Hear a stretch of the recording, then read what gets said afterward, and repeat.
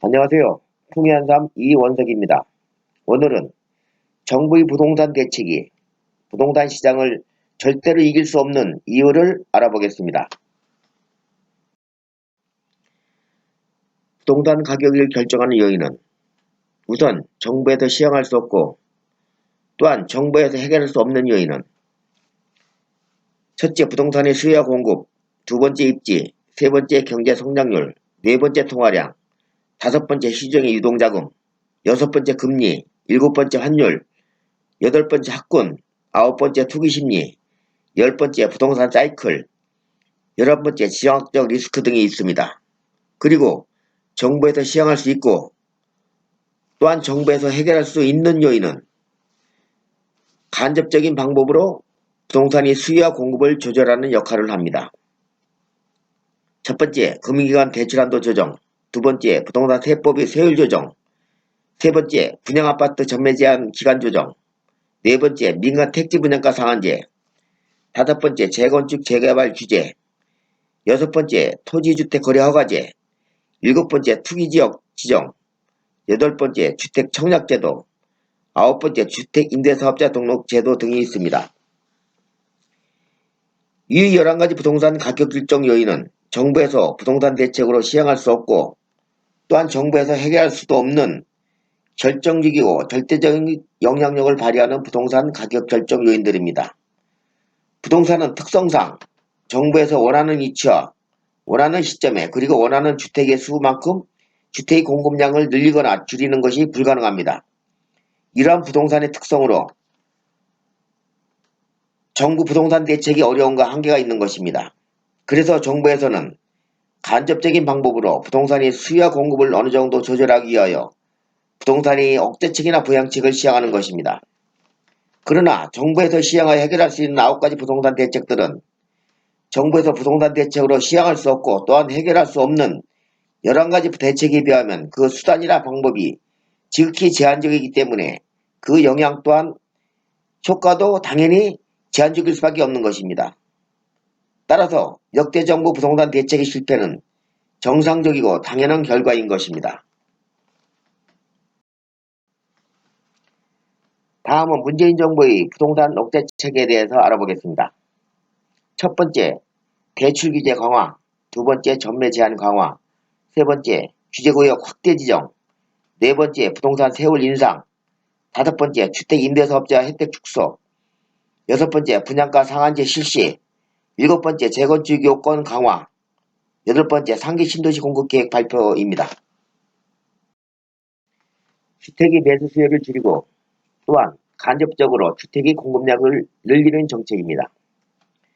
주택 매수 수요를 줄이고 간접적으로 매도 공급량을 늘려서 주택 매매 가격을 안정시키려는 정책입니다. 앞으로 주택 매수 수요가 줄어서 주택 매매가가 하락할 예정이니 매수를 자제하고 매도를 권유하는 정책입니다. 직접적으로 주택 공급량을 늘리지 못하고 투기 심리를 위축시켜서 주택 매수 세력을 약화시키고 주택 수요를 줄여서 주택 가격을 안정시키려는 정책입니다. 다음으로 문재인 정부의 부동산 폭등원인 4가지는 첫째, 강남 지역이라는 입지이고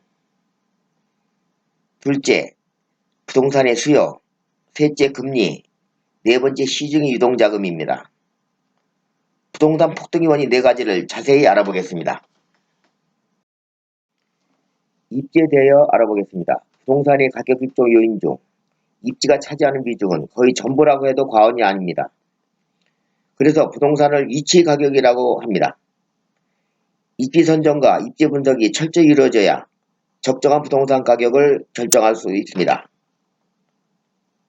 노무현 대통령은 집권 초기에는 투기와의 전쟁을 선포하며 강력한 억제책을 시행하였으나 정권 말기에는 강남 아파트는 명품 부동산이라 어찌할 도리가 없다는 말로 정부 부동산 대책이 어려움과 한계를 인정하였습니다.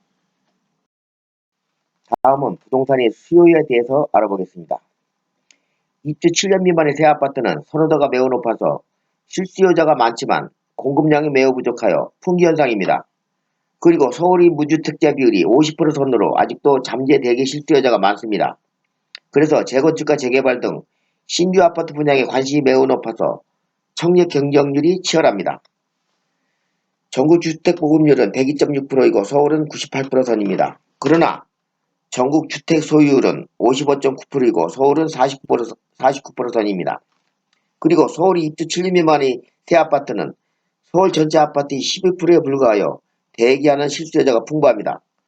인기가 많은 7년 미만의 서울의 새 아파트는 서울 전체 주택이 5.1%로 새 아파트의 희소성에 쏠림 현상이 두드러집니다. 다음은 금리에 대해서 알아보겠습니다. 금리는 부동산과 주식시장에서 매우 중요한 가격 변동 요인입니다. 우리나라 가계에서 부동산 자산 비중은 약 74% 수준입니다. 가계부채 1,500조 원에 가구당 부채가 7천만 원 수준이고 이 중 부동산 관련 대출이 약 60%를 차지하고 있습니다. 금리는 경제 주체인 가계, 기업, 정부, 외국의 다양한 경제활동에 매우 중요한 역할을 하기 때문에 정부에서 부동산이나 주식의 하나에서만 금리를 조정하기는 매우 어렵습니다. 실제로 문재인 정부 초기 치솟는 부동산 투기를 억제하기 위한 대책으로 정부와 여당에서 강하게 금리 인상을 요구했지만 경제 전반을 종합적으로 살펴봐야 하는 한국은행 입장에서는 이러한 인상 요구를 거부하였습니다. 향후 세계적인 경기 불황으로 인하여 저성장, 저금리의 기조는 국내 외적인 현상입니다. 저금리가 장기화하면 부동산 등으로 자금 유입이 확대될 가능성이 매우 높습니다. 다음은 시중의 유동자금입니다. 저금리와 저성장으로 인한 1,100조 원이 넘는 시중이 넘치는 유동자금이 있습니다.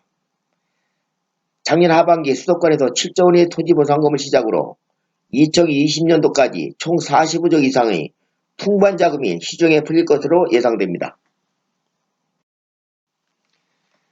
문재인 정부 부동산 대책의 실패 원인에 대해서 알아보겠습니다.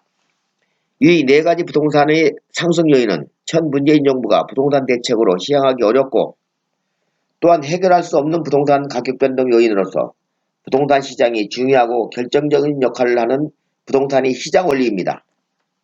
반면에 현 문재인 정부는 2년 6개월 동안 무려 3차례의 종합부동산 대책과 18번째의 부동산 대책을 발표하며 강력한 부동산 억제책을 시행하고 있습니다.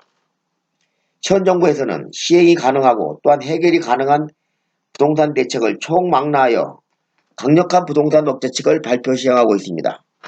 그러나 백약이 무효이고 약발이 오래가지 못하여 현 정부를 애태우고 있습니다. 하지만 가장 강력한 억제책인 주택토지거래 허가제만은 아직 시행하지 못하고 있습니다. 주택거래 허가제에 대해서는 만약 시행할 경우 부동산 시장에 미칠 수 있는 영향에 대하여 별도로 말씀드리겠습니다.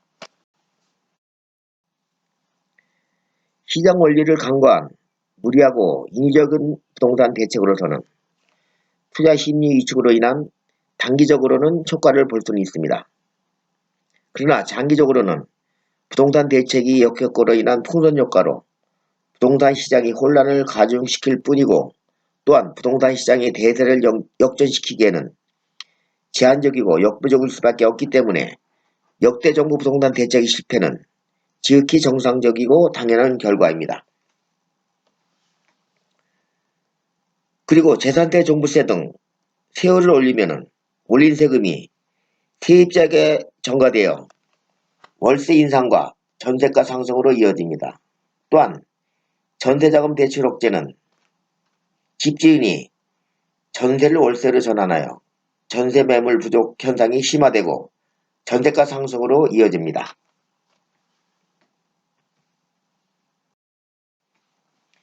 시장을 이길 수 있는 정부의 부동산 대책은 없습니다. 현재 일반 투자자들은 물론이고 부동산의 상승론이나 하락론을 주장하는 일부 전문가들까지도 현 부동산 시장의 과열 현상을 모두 현 정부의 부동산 정책 실패의 탓으로만 돌리며 현 정부의 부동산 정책을 질책하고 원망하며 심지어는 분노하기까지 합니다.